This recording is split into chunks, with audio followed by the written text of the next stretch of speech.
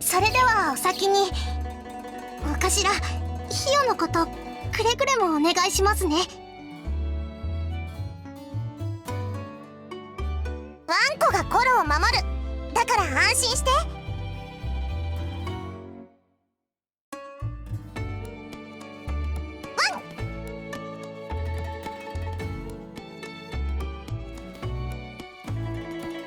わかりました。ではお頭、ご無事で。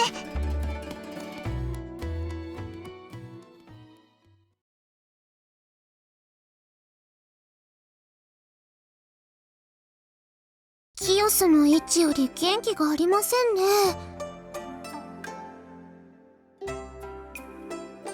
それもあると思いますけど、多分座の力が強いんじゃないでしょうか。商人組合とでも言えばいいでしょうか。同業者たちが集まって値段や販売量なんかを決めてるんです。はい、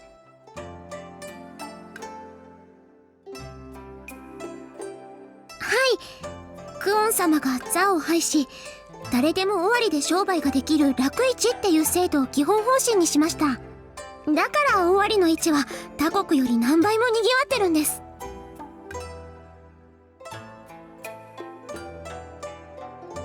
先々代利政様は誰でも商売できるようにって楽市制度を取り入れて、それと同時に座の影響を下げようと楽座の制度を取り入れたそうです。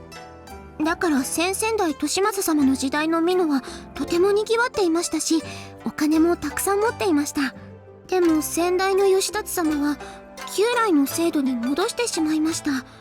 それと同時にクオン様が楽市楽座を基本方針にしましたから、美濃の商人が尾張に流れてきたんですよ。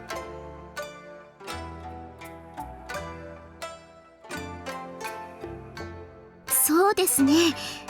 じゃあ行商人の格好に変装していろいろと探ってみましょう。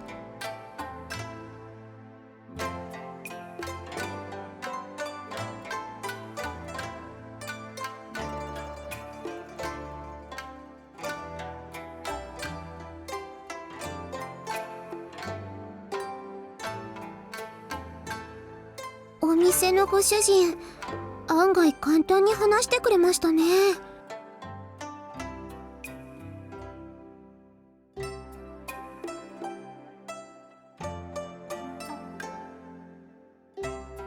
けど先代と当代では座の制度が復活して、自分たちもかなり得をしてるはずなのに。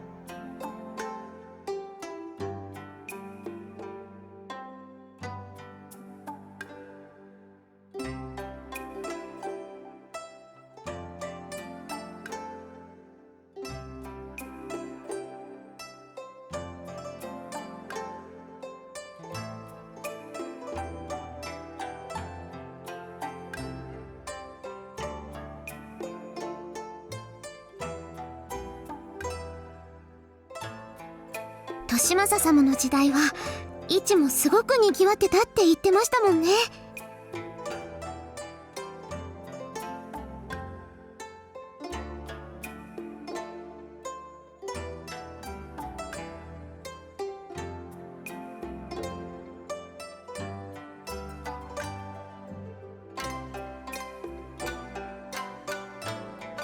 動くですか？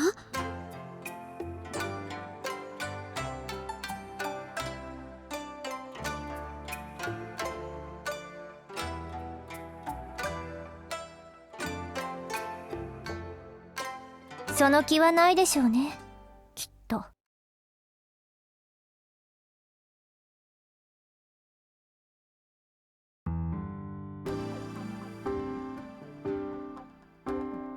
こんにちは。こんにちは。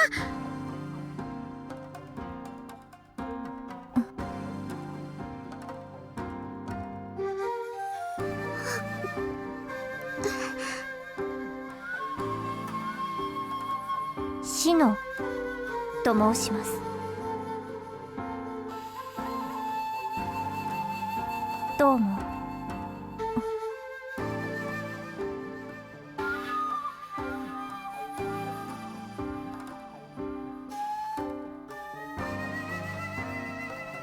どうもこうも竹中さんに野心はありません。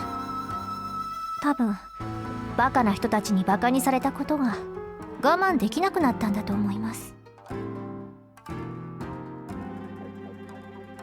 難攻不落の城などというものはこの世には存在しえません。敵は外だけにあらず内にもありということをおっしゃっていました。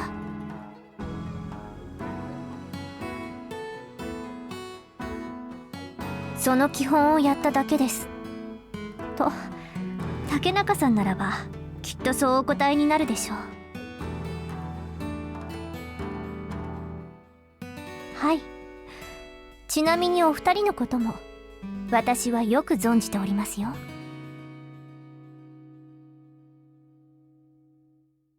光が強ければ遠くでもわかる。音が大きければ遠くでも聞こえる。ただそれだけのこと。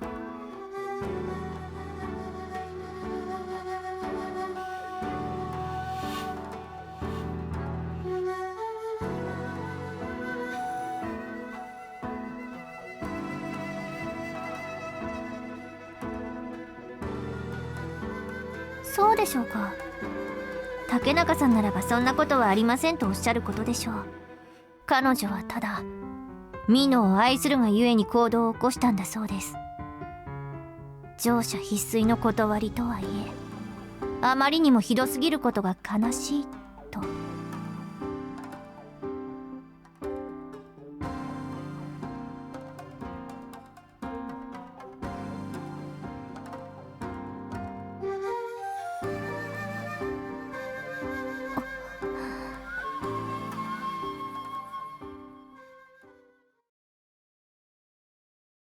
伝言ですか。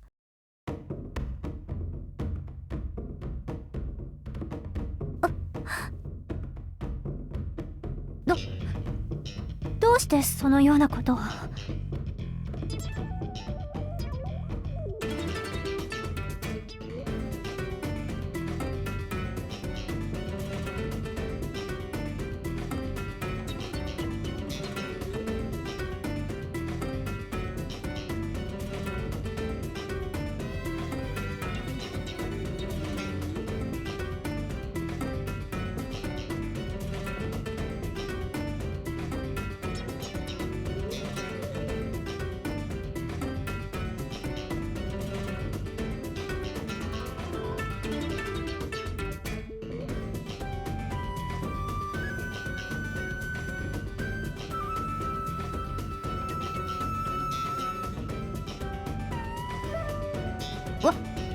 私は半兵衛殿ではありませんよ。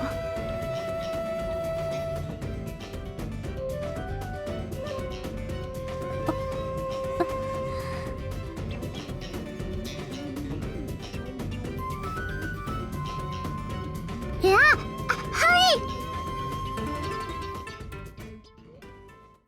い。あれが天神新田健介ですか。